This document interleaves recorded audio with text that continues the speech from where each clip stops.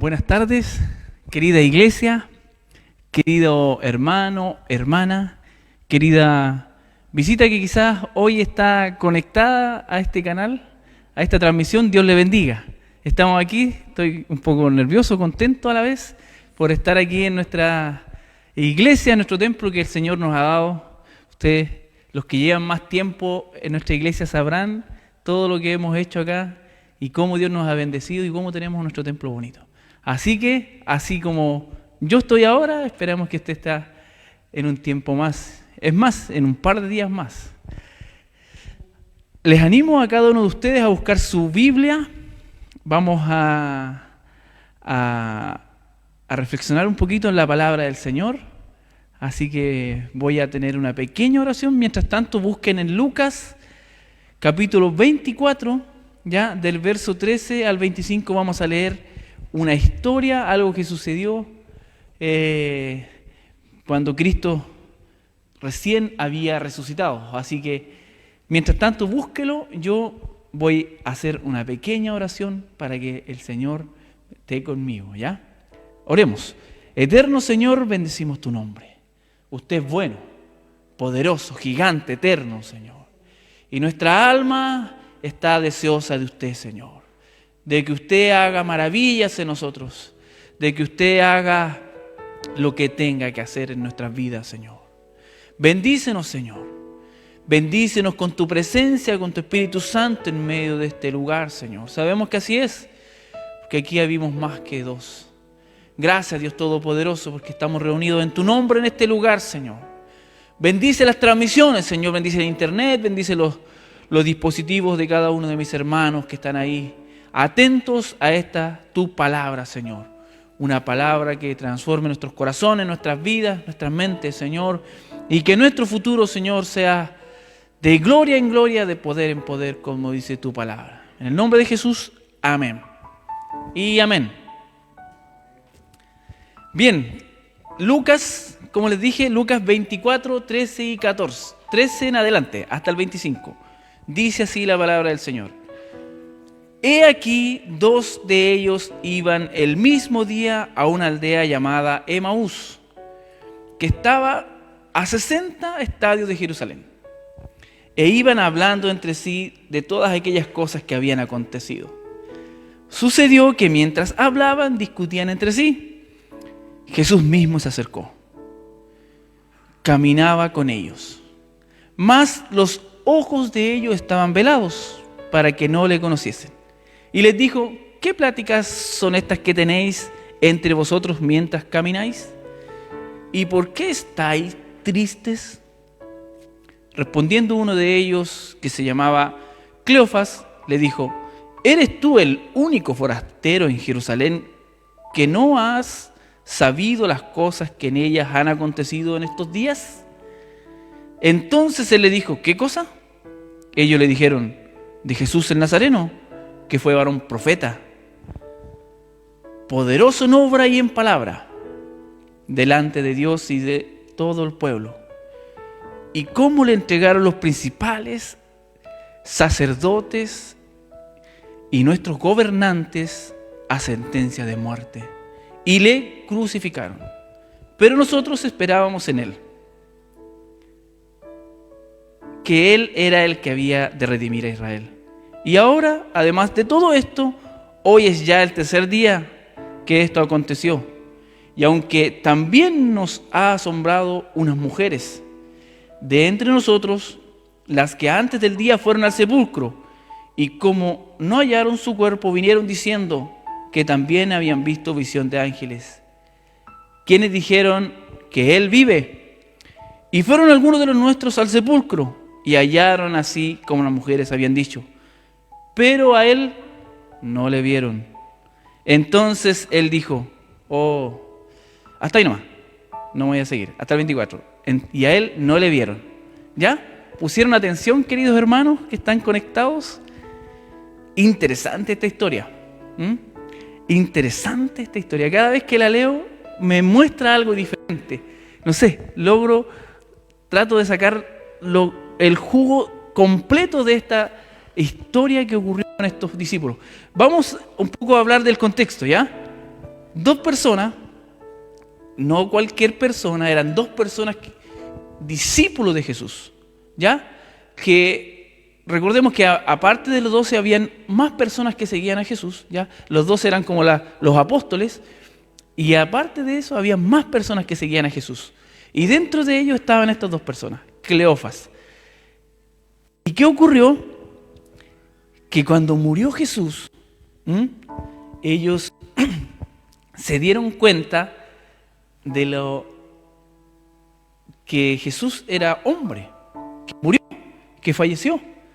Entonces, realmente a ellos les entró un sentimiento de decepción tremenda. Se sintieron totalmente decepcionados. Supongamos que ellos andaban un tiempo largo siguiendo a Jesús, escuchando sus enseñanzas, porque dijeron ahí que era un varón profeta, usado por Dios, y que tenía, ¿qué dice aquí más adelante? Que tenía obras y palabras delante de Dios y del pueblo.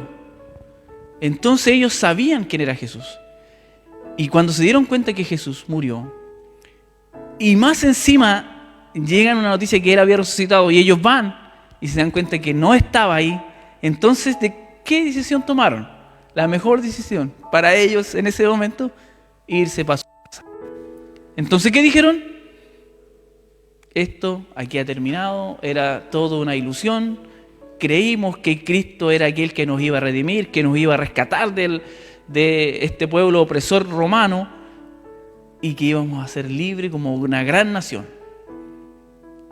Pero no fue así.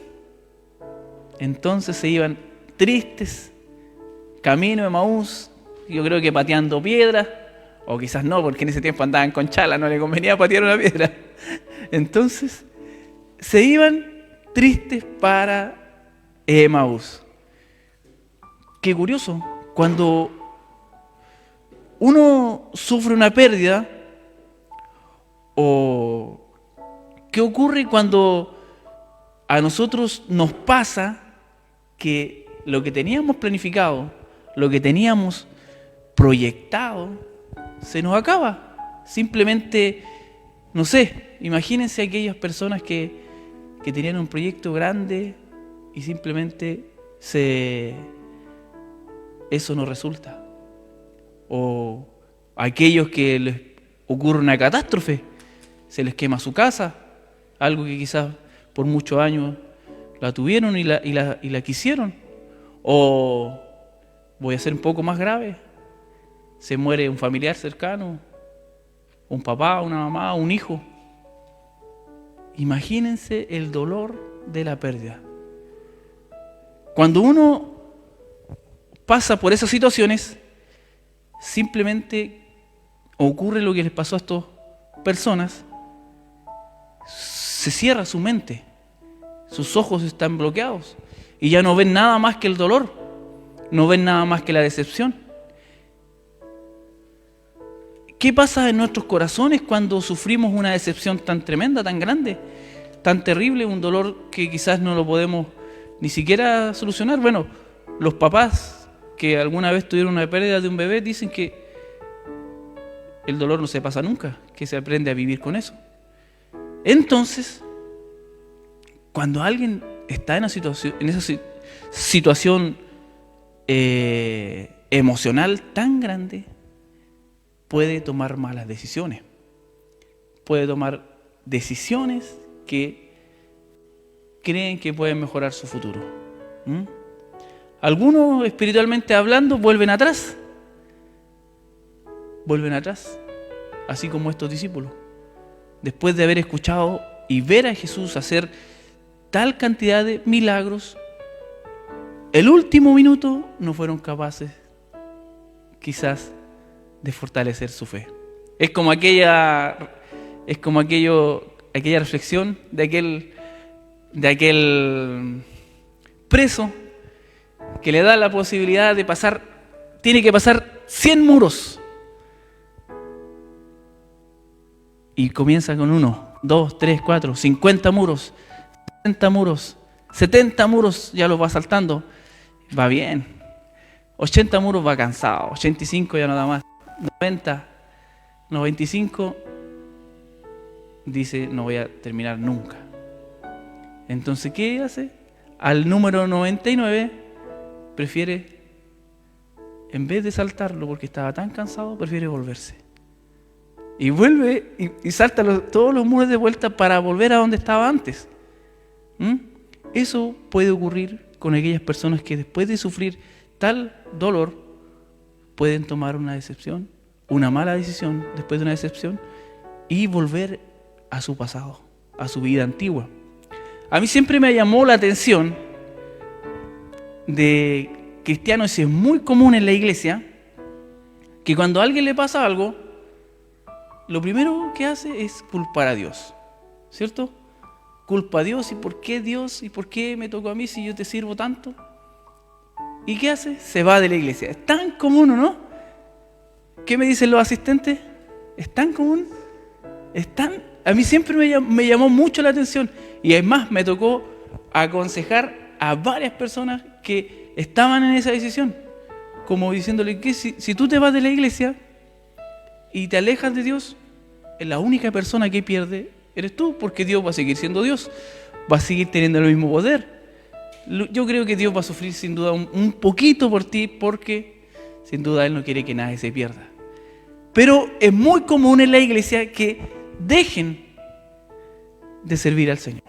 Se van de la iglesia, con el tiempo dejan de servir al Señor y vuelven a esa vida antigua, o quizás una nueva vida, pero lejos de Cristo. Y la rutina que antes tenían de venir a la iglesia, de buscar al Señor, de tener momentos espirituales, ya no lo tienen. Y eso ocurrió con estos discípulos. ¿A qué quiero llegar con los versículos que le acabo de comentar anteriormente? Muchas veces como cristianos nos acostumbramos a una rutina, nos acostumbramos a cierta forma de llevar el Evangelio,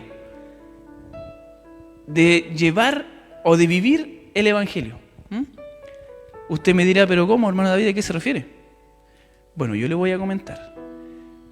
Antiguamente, antes de la pandemia, todos estábamos full, ¿no? En la iglesia, viniendo a los cultos de oración, a los cultos que se hacían durante la semana y los domingos, el culto general. En el caso de nosotros nos toca ir a la cordillera, así que con mucho,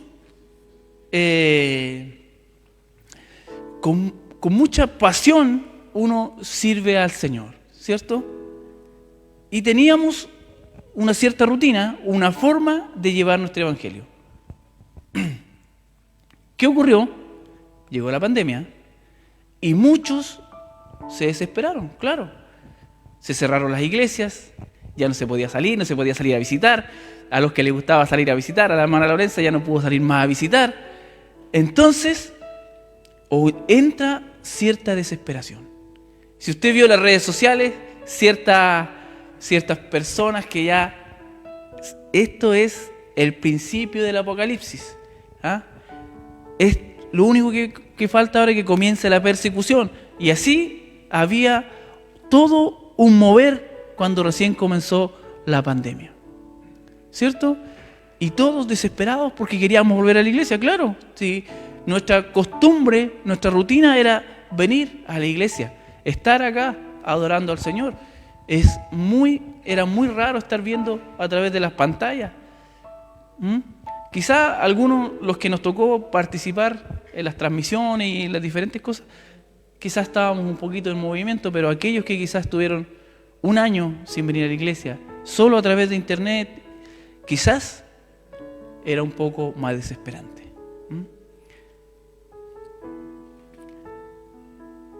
Y ahora ocurre que estamos volviendo lentamente a la normalidad. Lentamente, y gracias a Dios, ya podemos quizás juntarnos, ir a comprar sin problema, los niños pueden salir al patio, pueden ir al parque, y podemos hacer una vida normal, ya, entre comillas, ¿cierto? Con mascarilla y con harto alcohol gel, para seguirse cuidando. Pero ocurre lo contrario ahora. Ocurre que después que a muchos les costaba acostumbrarse a la rutina de estar viendo, ahora a muchos les cuesta quizás volver a la iglesia. Ya muchos dicen, ahora hay que ir los domingos a la iglesia. Y ahora hay que ir el martes a la iglesia. Y ahora hay que ir el jueves. Y las iglesias pentecostales, ¿ya? De lunes a domingo, ¿no, hermano Héctor? De lunes a domingo en la iglesia. Todos los días. Y ahora se da vuelta la tortilla, por decirlo de alguna forma. ¿A qué quiero llegar con todo esto? Estos discípulos, de alguna manera, se habían acostumbrado a una forma de evangelio, de vivirlo, de estar al lado del Señor, de ver los milagros. Se habían acostumbrado a ver los prodigios que hacía el Señor, a ver la multiplicación, a ver cómo la Biblia dice que el Señor decía que el reino de los cielos se ha acercado. Pero ¿qué ocurrió al momento de que hubo ese quiebre? ¿Qué ocurrió? No supieron qué hacer. No supieron qué hacer. Y lo que se les ocurrió fue, vámonos para la casa mejor. Vámonos a nuestra antigua vida. Vamos a pescar, a trabajar, a hacer carpintería. No sé, lo que ellos hacían antes de servir al Señor. Hoy nosotros quizás estamos en esa misma. Nos acostumbramos a una forma y cuando se nos produce un quiebre no somos capaces. Y yo tengo una teoría. ¿Por qué? Dicen por ahí que el ser humano es animal de costumbre, ¿cierto? Pero nosotros como hijos de Dios no podemos hacerlo así. No podemos. Porque el Señor está en todo lugar, en todo momento. Y quizás algunos aprendieron en este tiempo que el Señor también estaba en su dormitorio, que también estaba en el patio, estaba en la cocina. Las mamás que cocinan acostumbran a cocinar más que los hombres. Hay excepciones, ¿cierto, hermano Héctor? Pero la mayoría de las mamás cocinan y están en la cocina y se dieron cuenta que el Señor también estaba ahí. Y se dieron cuenta que haciendo aseo, el Señor estaba ahí. Se dieron cuenta que todo lo que hacían, el Señor estaba ahí. Ya no era necesario estar en cuatro paredes. Ya no era necesario tener que venir aquí para llenar la batería y después seguir siendo cristiano. Que cada 2 días necesito llenarme para poder seguir otros 2 días más. Fue necesario que todo momento estuvieran buscando al Señor. Fue necesario. Y estos discípulos aprendieron después que el Señor se les apareció, porque sigue la historia que Cristo se apareció y le llama la atención fuerte, y de ahí les cuenta toda la historia del Evangelio y le habla sobre las profecías hasta que llega el momento en que Cristo tenía que resucitar. Nosotros, si hay algo que acostumbramos en la iglesia cristiana, es que nos acostumbramos a ciertas formas. Nos acostumbramos a ciertas formas. No, es que tiene que hacerlo de esta manera. No. Es que es así. Es que si no es así, no es de Dios. Es que si no se viste así, no es de Dios.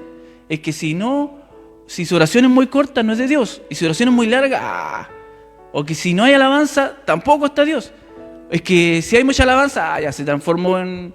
Entonces, cuando nos salimos de nuestro encajonamiento que teníamos, que veníamos, nos produce cierto quiebre.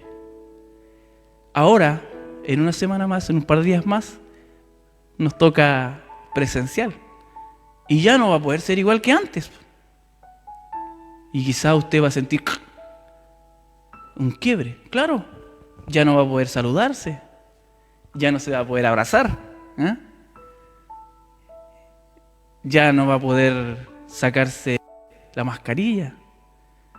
Entonces, eso no quiere decir que aquí no va a estar el Señor.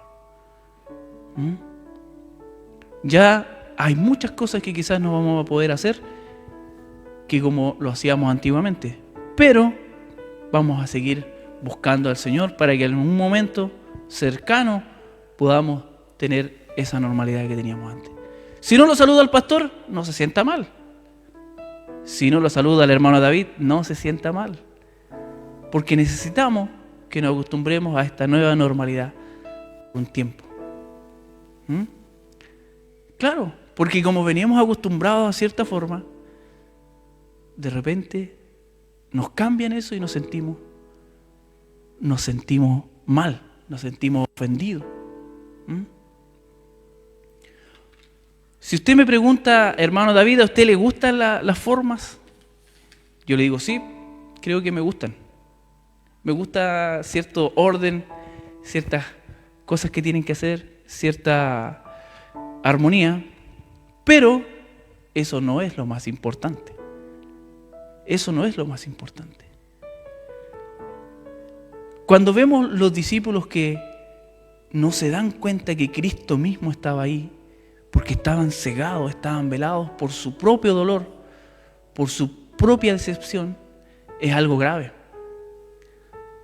Creo que yo pienso y medito cómo podemos dejar que nuestro dolor, que nuestra emoción sea tan fuerte que no podamos ver al Señor. Y eso nos lleva a tomar malas decisiones. Nos lleva a tomar malas decisiones. Imagínense el apóstol Pablo encerrado, encarcelado, una vez al día era azotado. Imagínense, en ese lugar estaba el Señor. En ese lugar estaba el Señor. Imagínense Pedro también siendo azotado, siendo encarcelado, solito. También estaba el Señor. Hay una cosa que nosotros tenemos que aprender, que Cristo es más que la iglesia, es más que la religión. Está en todo lugar, está en todo momento, es omnisciente, omnipresente.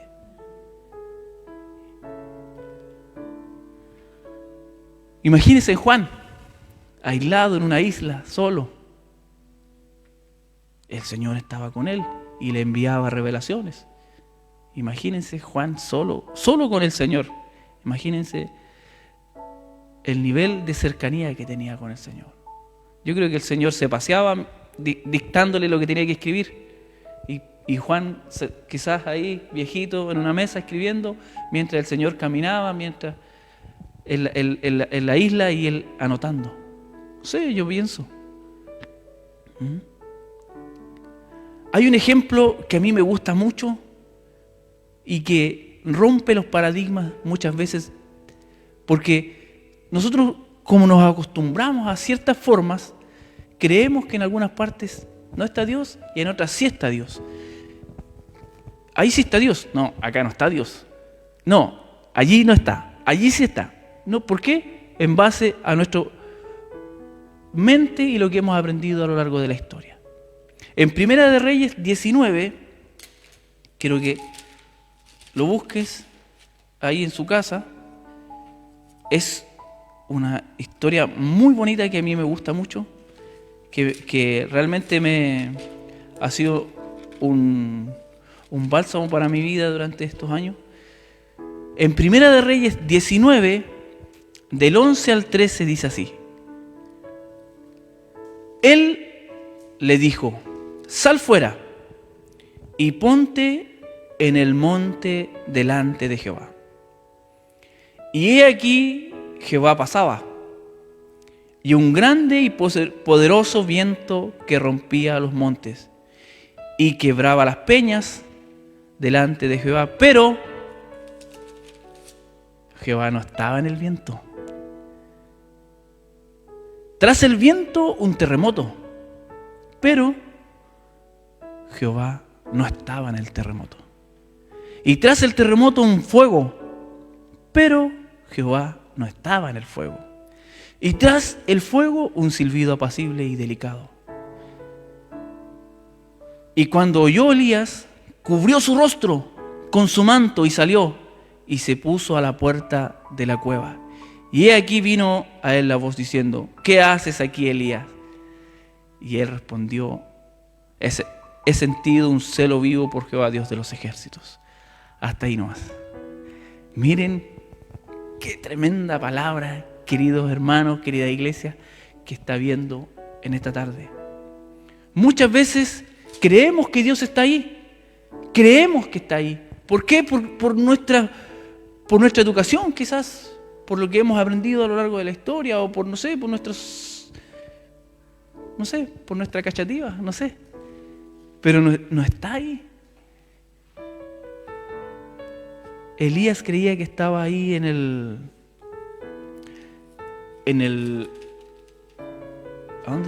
viento, pero no estaba en el viento. En el terremoto, tampoco estaba en el terremoto.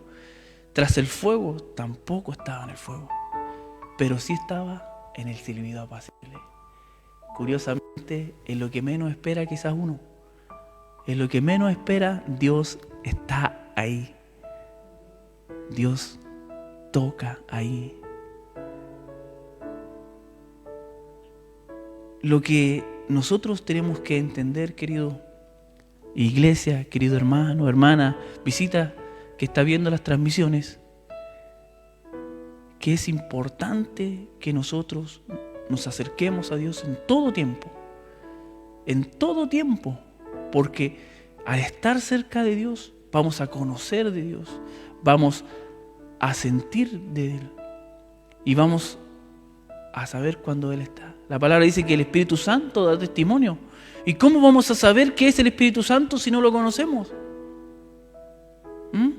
Quizás alguien está haciendo quizás qué cosa, pero uno dice, el Espíritu Santo está ahí. El Espíritu Santo está ahí. Yo me acuerdo cuando comencé a trabajar, me acuerdo en el hospital cuando tenía recién 19 años, trabajaba en el hospital y había un chico que era testigo de Jehová. Y hablábamos, era electricista también, y hablábamos. Y cuando hablábamos, algo pasaba en mi interior. ¿Qué onda este cabrito? Decía yo. Hablaba con una pasión, casi me convierto. Casi soy testigo de Jehová. Y después hablaba con mi señora en la casa y le decía, algo ocurre, ese chico tenía el Espíritu Santo en su vida. Hablaba con una pasión, con un deseo de conocer al Señor, que el Espíritu Santo estaba con él. Y yo no podía negarlo, no podía decir, no, él, quizás su enseñanza y su dirección no es la misma que la de nosotros, pero sí hay algo que estoy claro, es que él buscaba servir al Señor de una forma genuina, de una forma real. Entonces yo lo sentía en mi corazón. Hoy en día nosotros tenemos que aprender de estos discípulos. Tenemos que aprender de que a pesar del dolor, de la decepción, de todo, nosotros no podemos dejar de creer en el Señor. No podemos dejar de tener la fe y de creer en esta palabra. Porque a pesar de que esta palabra está escrita, si Jesús les enseñó a ellos a través de la palabra, y después que le enseñó de toda la palabra, Él se apareció a ellos, se provocó que ellos se les cayera la venda, y ahí recién se dieron cuenta, claro, por eso nos predicaba y ardía nuestro corazón adentro, dijeron. ¿Cómo no nos dimos cuenta antes? Les animo a cada uno de los oyentes, de aquellos que están escuchando, viendo, a no decaer, a seguir adelante, a pesar de todo, que Dios tarde o temprano va a llegar. Tú no sabes cómo lo va a hacer, Quizás viene en el trueno, quizás viene en el fuego, en el viento, o quizás viene como un silbido apacible y va a bendecir tu vida, va a hacer lo que Dios quiera que haga contigo.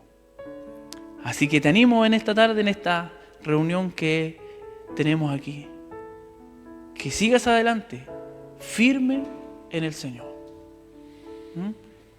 Ya el tiempo difícil ha pasado y roguemos al Señor para que esto siga así.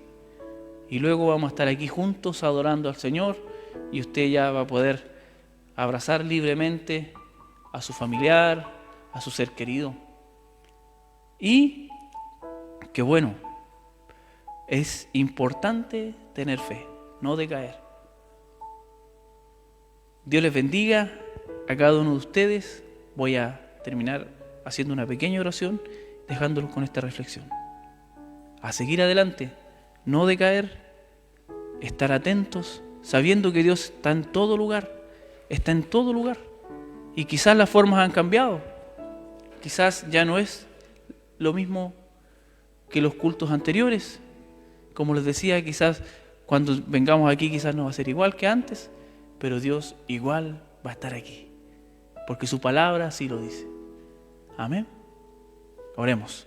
Eterno Señor y poderoso Cristo, bendecimos tu nombre. Gracias, eres bueno, Señor. Te adoramos, bendecimos tu nombre. Te damos a ti la gloria, la honra, el poder, la autoridad. Bendice esta tu palabra, Señor, y que podamos nosotros atesorarla, Señor, y que caiga en buena tierra, Señor, en una tierra que produzca, Señor, al 100 por 1. Bendice, Señor, a aquel que está escuchando, que su corazón quizás está medio dolido, o que sufre decepción, o que siente alguna angustia. Pedimos, Señor, que tú sanes su vida, su corazón, su alma. En el nombre de Jesús, Señor, bendecimos tu nombre. Amén y amén. Muchas gracias, hermana Lorenza. Dios le bendiga por esta reflexión. Amén.